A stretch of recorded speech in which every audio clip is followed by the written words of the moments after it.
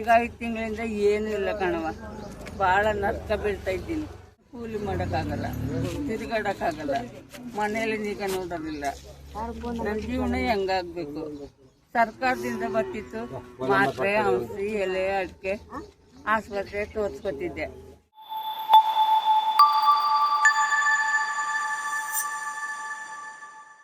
ಸ್ನೇಹಿತರೆ, ಕಳೆದ ಕೆಲವು ತಿಂಗಳುಗಳಿಂದ ಹಲವಾರು ರೀತಿಯ ಸಾಮಾಜಿಕ ಭದ್ರತೆಯ ಯೋಜನೆಗಳೇನಿದೆ ಅವುಗಳ ಫಲಾನುಭವಿಗಳಾಗಿರುವಂತಹ ವೃದ್ಧರು ಅಥವಾ ವಿಧವೆಯರು, ವಿಕಲಚೇತನರು, ಇವರುಗಳಿಗೆಲ್ಲ ಪ್ರತಿ ತಿಂಗಳೇನೋ ಒಂದು ಪಿಂಚಣಿ ಬರ್ತಾ ಇತ್ತು. ಈ ಪಿಂಚಣಿ ಮಾರ್ಚ್ ತಿಂಗಳಿಂದ, ಏಪ್ರಿಲ್ ತಿಂಗಳಿಂದ ನಮಗೆ ಬಂದಿಲ್ಲ ಅಂತ ಹೇಳಿ ಅವರು ಕಷ್ಟಪಡ್ತಾ ಇರೋದನ್ನು ನಾವು ನೋಡ್ತಾ ಇದ್ದೀವಿ.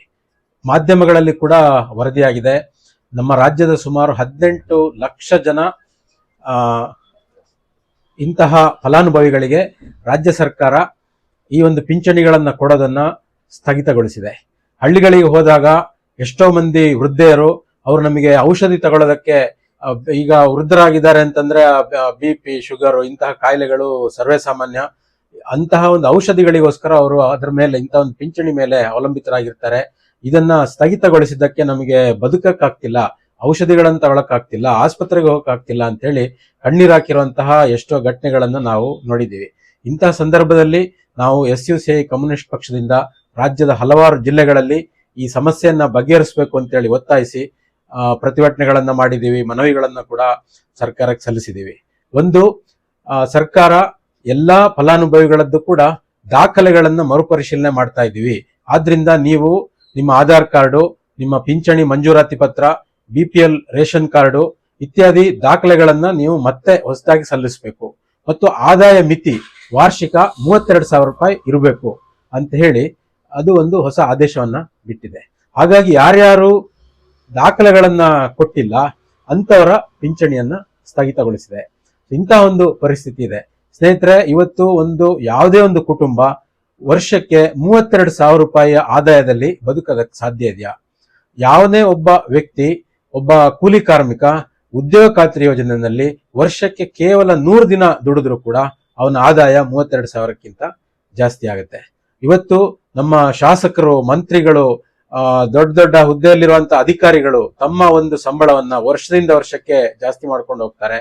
ಆದ್ರೆ ಬಡವರಿಗೆ ಕೊಡ್ತಾ ಇರುವಂತಹ ಸೌಲಭ್ಯಗಳೇನಿದೆ ಅದನ್ನ ಕೊಡೋದಕ್ಕೆ ಒಂದಲ್ಲ ಒಂದು ನೀತಿ, ನಿಯಮ, ಷರತ್ತುಗಳು, ನಿಬಂಧನೆಗಳನ್ನ ತಗೊಂಡು ಬಂದು ಆ ದಾಖಲೆ ಕೊಡಿ, ಈ ದಾಖಲೆ ಕೊಡಿ, ಅಲ್ಲಿ ದುರುಪಯೋಗ ಆಗ್ತಾ ಇದೆ, ಇಲ್ಲಿ ವಂಚನೆ ಆಗ್ತಾ ಇದೆ, ಅನರ್ಹರಿಗೆ ಸಿಗ್ತಾ ಇದೆ ಅನ್ನೋ ಕಾರಣಗಳನ್ನ ಕೊಟ್ಟು ಅವರಿಗೆ ಕೊಡ್ತಾ ಇರುವಂತಹ ಸೌಲಭ್ಯಗಳನ್ನ ಕಡಿತ ಮಾಡ್ತಾ ಇರೋದನ್ನ ನಾವು ನೋಡ್ತಾ ಇದ್ದೀವಿ.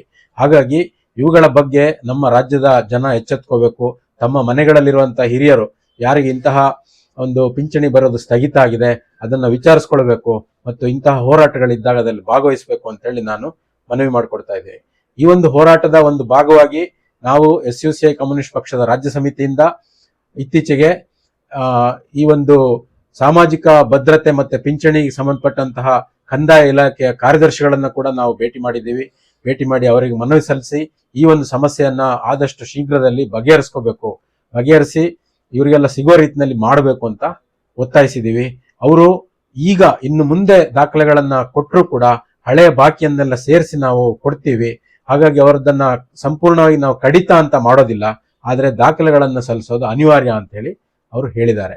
ಹಾಗಾಗಿ ಈ ಒಂದು ಆದಾಯ ಮಿತಿಯನ್ನ ಹೆಚ್ಚಳ ಮಾಡಬೇಕು ಅಂತ ಹೇಳಿ, ಹಾಗೂ ಎರಡನೇದಾಗಿ ಈ ಜನಸಾಮಾನ್ಯರಿಗೆ ಯಾರು ಕಷ್ಟದಲ್ಲಿದ್ದಾರೆ ಅವರೆಲ್ಲರಿಗೂ ಕೂಡ ಅವರಿಗೆ ಅಗತ್ಯ ಇರುವಂತಹ ದಾಖಲೆಗಳನ್ನ ಕಂದಾಯ ಇಲಾಖೆ ತಾಲೂಕು ಮಟ್ಟದಲ್ಲಿ ಒಂದು ಸುಲಭದ ರೀತಿಯಲ್ಲಿ ಬೆಳಗ್ಗೆಯಿಂದ ಸಂಜೆ ತನಕ ಕ್ಯೂನಲ್ಲಿ ನಿಂತ್ಕೊಂಡು ಆದಾಯ ಪ್ರಮಾಣ ಪತ್ರ ಪಡ್ಕೊಳ್ಳುವಂತಹ ಚಿತ್ರಹಿಂಸೆಯನ್ನ ಈ ವಯಸ್ಸಾದವರಿಗೆ, ಹೆಣ್ಮಕ್ಳಿಗೆ ಕೊಡದೆ ಅವರಿಗೆ ಸುಲಭವಾಗಿ ಸಿಗುವ ರೀತಿಯಲ್ಲಿ ಮಾಡಬೇಕು ಅಂತ ಹೇಳಿ ನಾನು ಈ ಒಂದು ಮಾಧ್ಯಮದ ಮೂಲಕ ಸರ್ಕಾರವನ್ನ ಒತ್ತಾಯಿಸ್ತಾ ಇದ್ದೀನಿ.